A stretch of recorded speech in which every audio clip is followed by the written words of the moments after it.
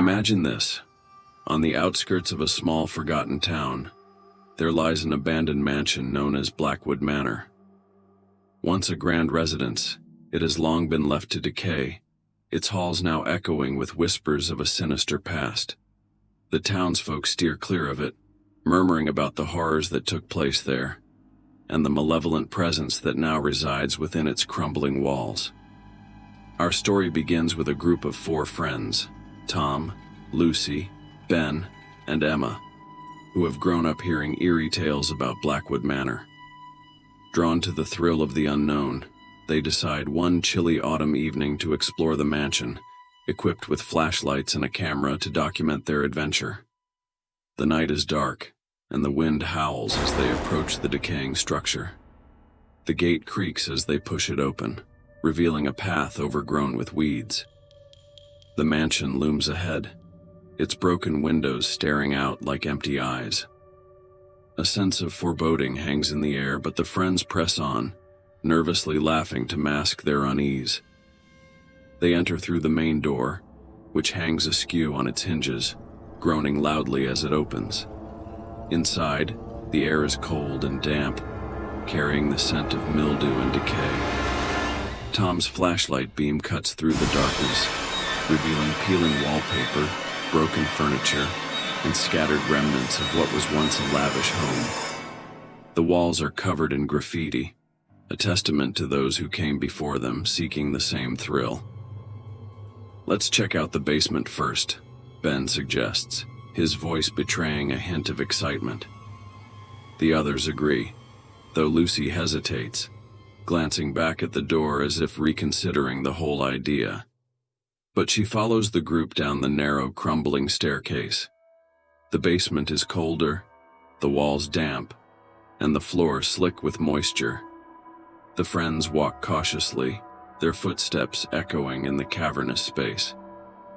Tom shines his flashlight on the walls, revealing old rusted pipes and faded signs pointing to long-forgotten rooms.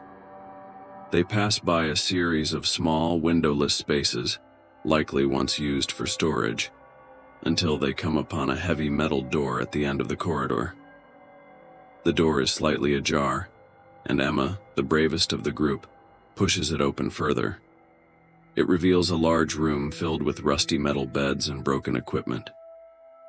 In the center of the room stands an operating table, its leather straps cracked and brittle.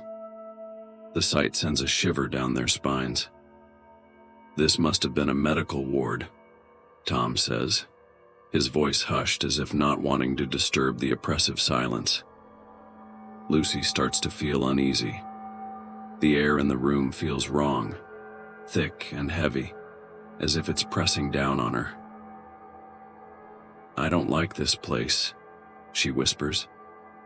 "Let's go back upstairs." But before anyone can respond, a loud crash echoes through the basement, making them all jump. Ben whips around, shining his flashlight towards the source of the noise, but there's nothing there. Just the empty hallway. "Probably just something falling over," Ben says, though his voice is shaky. "This place is falling apart." Reluctantly, they leave the medical ward and head back upstairs, though the uneasy feeling follows them. As they explore the upper floors, they find old bedrooms, some still containing rusted beds and disintegrating mattresses. The walls are lined with faded portraits and the occasional antique, left abandoned. Shadows seem to shift in the corners of their vision, but whenever they turn to look, there's nothing there. Emma suggests they split up to cover more ground, a decision they soon regret. Lucy and Ben take the west wing, while Tom and Emma explore the east. As they walk through the darkened corridors, each pair begins to experience strange occurrences.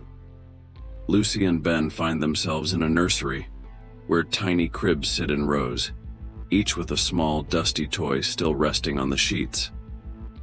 The room is eerily silent, and as they move deeper into the nursery, they hear the faint sound of children laughing. Ben freezes, his eyes wide as he grips Lucy's arm. The sound grows louder, coming from all around them, but the room remains empty. "Let's get out of here," Lucy says, her voice trembling. They turn to leave, but find the door they entered through is now closed, and no matter how hard Ben tries, it won't budge. Panic sets in as the laughter grows louder, more distorted, echoing through the hall. The toys on the cribs begin to move on their own, sliding off the mattresses and onto the floor. Just as suddenly as it started, the noise stops, leaving them in oppressive silence. The door creaks open on its own, and without a word they bolt out of the nursery, desperate to find the others. Meanwhile, Tom and Emma are exploring the library, where shelves of dusty books line the walls. As they walk down the aisles, they hear faint whispers, as if voices are coming from the books themselves. Emma tries to rationalize it. Perhaps it's just the wind seeping through the cracks in the old building. But the voices grow louder, more distinct, until they can hear words. "Help me. Let me out. I'm still here." They reach the end of the aisle, where a large desk stands. As they step closer, the temperature drops dramatically, and their breath fogs in the air. Suddenly, the desk drawer opens on its own, revealing an old, tattered diary. Emma picks it up and begins to read, but the words on the page start to blur and shift, forming a message. "Leave this place." The room grows colder, and the whispers turn into a chorus of wails. Tom and Emma back away, but the library door slams shut behind them, trapping them inside.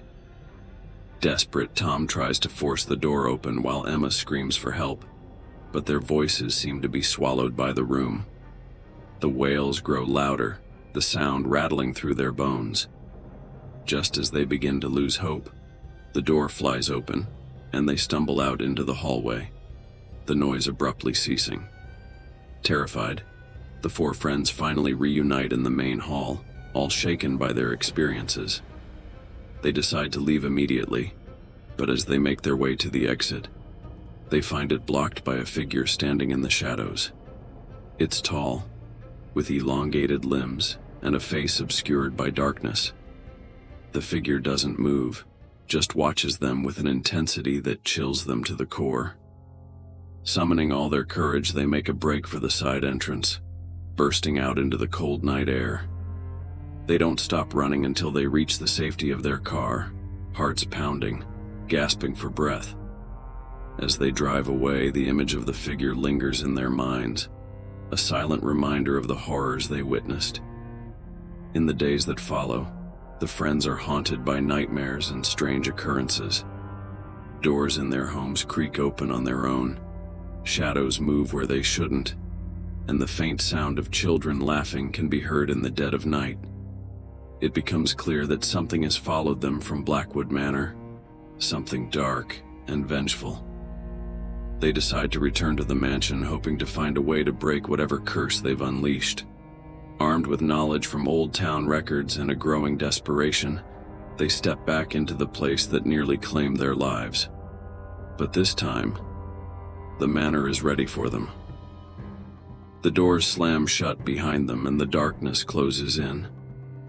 The mansion seems to come alive, its walls shifting, trapping them in an endless maze of terror. Blackwood Manor was abandoned for a reason, its malevolent spirits left to rot in the shadows. And now, the friends are about to learn that some places should never be disturbed, that some secrets are best left forgotten. As the night deepens and the horrors within the manor awaken, one question remains. Will they ever escape? Or will they become just another whisper in the dark, lost forever in the halls of Blackwood? So, dear viewers, remember, not all places that lie abandoned are empty. The next time you find yourself drawn to the thrill of the unknown, think twice before stepping into the darkness. Some doors once opened can never be closed again,